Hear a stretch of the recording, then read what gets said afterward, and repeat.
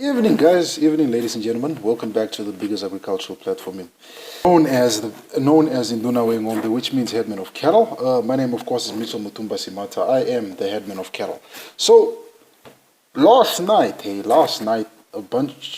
group of people, myself included, and some friends, had a clubhouse session. We were talking about youth involvement in agriculture. What might still be keeping us out of the agricultural sector? What could be the cause that's still preventing us from getting into the agricultural sector? And a number of things were mentioned. Some was lack of access to land. One person mentioned how he was struggling just to get a small plot outside Windhoek, which is the capital city of Namibia, to just set up his chicken business. Another person mentioned a lack of funding being the biggest problem in Namibia. You know, how the funding happens in the agricultural sector. Some of them say they don't really understand how it works. Sometimes they don't have the information. Because they do not have this information, they struggle to get a hold of this funding. And one guy said, yo, chief, a lot of us young people don't want to get involved in farming because it's hard work. And some of us would rather get a 9 to 5 where I'm getting paid a salary at the end of the month. And so all this various points were given. And I had to give the biggest point last night, but it slipped my mind. And then today, when I was going through my old Farmers Weekly magazine that I bought in 2018, I still have them. I don't throw them away. Big shout outs to Farmers Weekly, by the way. I came across an article that was done in 2018 where they were talking about, the article is titled, "It's time for smallholder farmers to enter the value chain." And this is the problem. This is the essence. It doesn't matter how big or what you're farming, whether it's cattle, whether it's livestock, whether you're planting, or whether you're doing fish farming. If you can't get into the value chain, if you can't get market space, if you can't get into the marketplace, your farming amounts to zero. So then I was sitting and I was saying, yeah. Then I gave it a read. I found it last night. I didn't read it. I read it today because I didn't have a chance to read it last night. So I read it today. And what was being said here is very true. And, you know, things such as competition from multinational companies, retailers having a take it or leave it mindset with a lot of small scale producers. Sometimes the retailers getting involved in the rural food chain. The rural food chain also pushes out small producers. You know, rather than buying from them, you're having larger retailers, such as, I don't want to mention names, but just larger retailers importing food from outside, importing food from South Africa. Namibia will almost import everything from South Africa. While you have probably in the region you find yourself, you're having people that are probably planting chilies, tomatoes, lettuce, onions, eggplants, you know, green peppers, planting everything that the retailer needs, but they don't buy it locally. They rather import it from their main distribution, which is either here in the capital city, which is called Windhoek, or they import it from their head office from across the Orange River, from Muzanzi. So this is how, and I read this and it made sense. I'm just going to read it for you guys, just to give you guys contents on why I agree with what Mr. Zamikhaya, I hope I'm saying his name right, Zamikhaya. Let's continue what he had to say. So Mr. Zamikhaya wrote an article in Farmers Weekly, as I prior mentioned, and he put a disclaimer saying what his views that he expressed here are not the views of the South African Land Bank, but this is what he had to say. With land expropriation without compensation set to become a reality, defining the feature of South African land reform trajectory beyond 2019, its implementation is expected to enable fundamental transformation across the entire agricultural value chain, from primary to secondary, agriculture, and even tertiary level. It would not be enough to merely transfer agricultural land without radical altering the balance of focus in both agro-business and retail supply value chain. A successful land reform program should bring about patterns of economic participation and empowerment across the agricultural sector that enables marginalized groups to increase the size of their farms, resulting in their ability to farm on a sustainable scale. If the implementation does not result in meaningful economic transformation and participation, it will indeed be meaningless.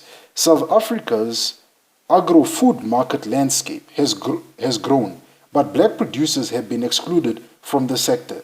This skews towards large producers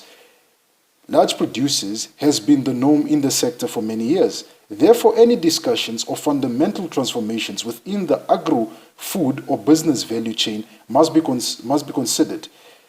This current reality, this is something that the Agricultural Plan Policy Action Plan (APA) is grappling with, and it is calling on all actors in the sector to intervene. He goes on to mention the challenges that he has viewed over the past, challenges facing smallholders. In appraising the main challenges facing small commercial producers in the agribusiness sector, the APA notes the following. Poor access to appropriate and timely information led to many struggling smaller commercial business in the sector being bought out by bigger corporates. The entry of large retail supermarket chains into smaller rural towns has largely replaced the role of small-scale farmers as local food producers. Secondly, the procurement requirements of many market chains and agribusiness are too heavy for small holders to comply with because of the numerous and difficult requirements, such as food quality and safety. As a result, smallholder farmers cannot benefit from market access opportunities offered by these food chains. The status quo in the agro-food value chain should compel us to look at this matter holistically through the lens of various policy instruments that exist. Undoubtedly, the agriculture sector is frigid with structural faults constraining its growth and transformation. These structural constraints undermine government effort to fundamentally transform the sector. More importantly, the challenges facing the black producers in the agri sector cannot be left unattended, neither can we afford to skate around them. So those are the things. So he's mentioning stuff such as the current status quo that exists, involvement of large retailers in the rural areas, pushing out the local producers as the main producers of certain food types, and also what else did he mention? Did I miss something here? Oh, he also mentioned the standards that have been put with certain products might sometimes be too difficult for small-scale farmers to get involved in. Because the small-scale farmers might not be able to meet certain requirements, certain maybe storage, or the fruit should look a certain way, certain level of pesticides or manure you use, certain requirements that are put in there. They might want maybe food that use a special type of a manure, food that look a certain way, and food that are stored in a certain way, and food that are harvested in a certain way. And sometimes the small-scale farmers might not be able to, comply with some of this, specs that have been put, or some of the standards that have been put there. So that's one thing that he mentioned. He continues to say, a lack of market access, the first thing the sector must disencourage, if not condemn outright, is the large retail supermarket chains dominate the market at the expense of black producers. Two of the major constraints these small producers face are active participation in the agro-processing value chain and market access. The recent Oxfam report, Ripe for Change, Ending Human Suffering in Supermarket Supply Chain, highlights a similar challenge facing producers across the globe that are no different from those experienced by black producers in South Africa. The report exposes the extent to which the supermarket value chain, which is largely dominated by multinational corporates, continue to build profits on the back of low wages, insecurity, and inequality. Big retail companies in South Africa, especially in the fresh produce sector, squeeze smaller fresh producers out of the market. They are often paid very low prices by retailers who adopt an attitude of take it or leave it. Which is, okay, take it or leave it. leaving black producers with their backs against the wall. So this is something that I had spoken about in the past, not in a video, but when I was having a debate with people on concerning the removal of the veterinary cordon fence in the north, which is now the buffer zone between the different type of livestock sectors. I had said because those farmers might not have a place to really sell their meat, they are left with a situation whereby the local abattoir in the area might adopt a take it or leave it attitude because they know there's nowhere you gotta go. If we are gonna offer you $1,000 for let me say $1,000 for your apples, maybe let's say 20 to 60 boxes of apples, and you say no, I want 3.5 because that's the current market rate. They'll tell you, but chief, that's what we're offering you. If you don't want this, then you can leave it and we'll find somebody else. And you're desperate, sometimes you sell. And which puts you really in a bad position. You sold, so there's short-term relief because you sold your products, but long-term you didn't really make the money you need. So you struggle with that, hey? And then they go on to say, or he continues on to say, the produce from these black producers struggle to penetrate the market across all commodities. While much has already been said from various quarters of society during the ongoing public participation process involving land expropriation without compensation, representation from some players, including South African large retailers, have seemingly been minimized. Do these business owners understand the true potential of black producers across the country?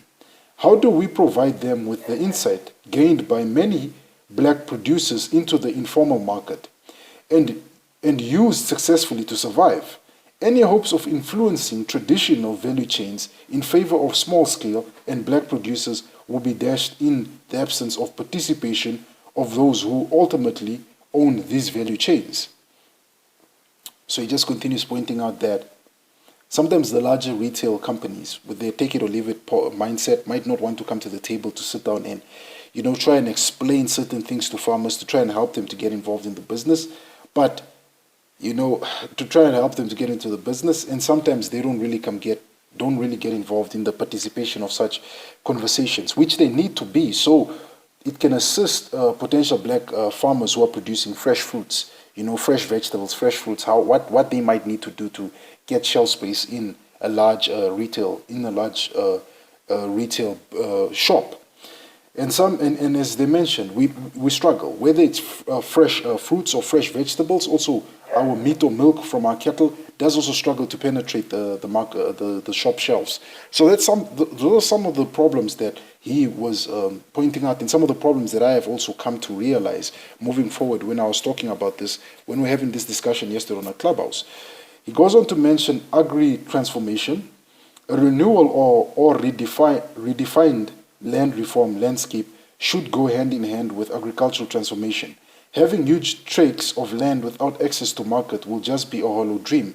The implementation of policies that give effect to land expropriation without compensation will have to serve as a trigger for a holistic agricultural transformation to the entire value chain, from the farm gate to the supermarket aisles. It is therefore incumbent of all industrial role players to create a more inclusive agricultural value chain that fosters great participation of the most marginalized groups looking to make a contribution to the sector. So that's how he ends off. Mr. Zamikhaya ends it off. This is his ideas. And I found myself agreeing with most of them, actually with everything that he was saying, that policies can be drawn. Government can draw policies saying 50%, 10%, 90% local produce. But if the retailers themselves aren't willing to come to the table with the government, we're still going to struggle. We're still going to have one aisle that is proudly made in Namibia and still have an entire aisle that is food coming from South Africa, coming from Europe, coming from China, coming from all over the world. And also the power of the multinational corporates. They are also pushing out a lot of us out of, being able to produce enough fresh produces to put in our aisles. But I like what the Namibian government recently did, where they said that they're going to stop the imports of potatoes because we have a a surplus of potatoes in the country. So we're going to now utilize these potatoes that come out of Namibia and actually put them in the aisles of the different shops. So that's how we go about it. You know, he mentioned it doesn't matter if we go about land distribution, whether we're expropriating or we're trying to distribute it in certain ways, but as long as people do not have, access to the value chain from the potatoes leaving the farm to the potatoes getting to the factory to the potatoes ending up in the shop, if the farmers don't have a say in how these things happen, or do not have a say, or do not have a know how it happens, we're just really barking up the wrong tree. So I agree with this article. You know, it did give me some insight on the challenges that we're still facing. A lot of us as small-scale farmers, whether it's livestock or plant life, we are facing a lot of different challenges. You know, you have situations such as sometimes the shop might put up very difficult requirements, sometimes requirements that might be difficult to you, that might require you to